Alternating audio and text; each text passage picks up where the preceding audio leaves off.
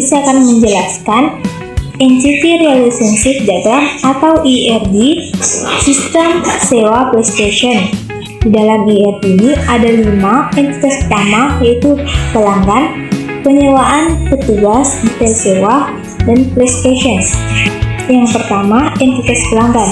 Entitas pelanggan menyimpan data orang yang melakukan penyewaan. Atributnya terdiri dari ID pelanggan, digunakan sebagai identitas utama pelanggan agar setiap pelanggan punya data yang berbeda. Sedangkan data lain seperti nama, nomor telepon, alamat, tanggal daftar, dan email dipakai untuk kebutuhan administrasi serta komunikasi dengan pelanggan. Berikutnya, entitas penyewaan. Entitas penyewaan adalah bagian yang mencatat transaksi penyewaan. Atributnya yaitu ID sewa, berfungsi sebagai kode transaksi. Tanggal sewa, waktu mulai dan waktu selesai, menunjukkan kapan penyewaan dimulai dan selesai. Total harga, menyimpan jumlah biaya yang harus dibayar. Status sewa menunjukkan apakah sewa masih berlangsung, sudah selesai, atau bahkan terlambat. Catatan dipakai untuk menambahkan informasi tambahan bila ada hal khusus pada transaksi. Berikutnya, entitas petugas. Entitas petugas berisi data pegawai yang mengelola penyewaan. Atributnya terdiri dari ID petugas adalah identitas petugas. Nama dan nomor telepon dipakai untuk data diri. Sedangkan username dan password digunakan untuk login ke sistem. Jabatan menunjukkan posisi atau peran petugas dalam pengelolaan penyewaan. Berikutnya, entitas detail sewa. Entitas detail sewa menyimpan rincian isi dan satu transaksi penyewaan. Atributnya yaitu ID detail jumlah sewa, harga sewa, setetal denda terlambat, keterangan status item, ID sewa, dan ID petugas.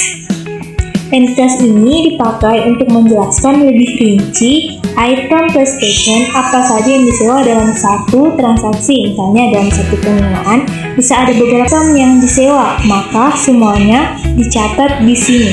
Entitas terakhir, entitas PlayStation atau PS. Entitas PS menyimpan data unit PlayStation yang tersedia untuk disewa. Atributnya terdiri ID PS adalah kode unik tiap PlayStation. Nama PS dan tipe model menjelaskan jenis perangkatnya. Nomor seri digunakan agar setiap unit bisa dibedakan dengan jelas.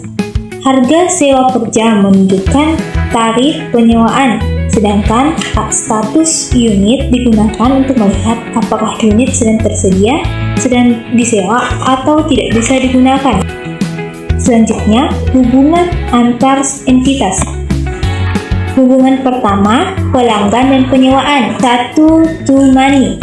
Artinya, satu pelanggan bisa melakukan banyak transaksi penyewaan, tapi satu transaksi penyewaan hanya bisa dimiliki oleh satu pelanggan. Jadi, satu orang bisa menyewa berkali-kali.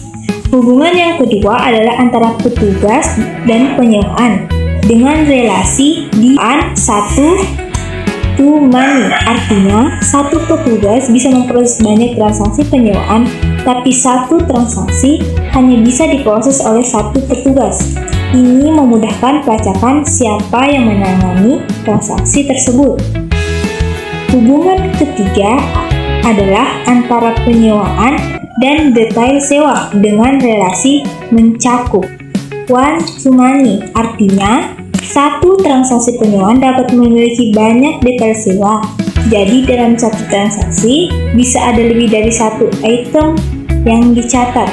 Hubungan yang keempat, detail sewa dan PS money to one, artinya banyak detail sewa yang bisa mengacu pada satu unit PS. Itu artinya satu jenis item PS bisa muncul di banyak transaksi berbeda.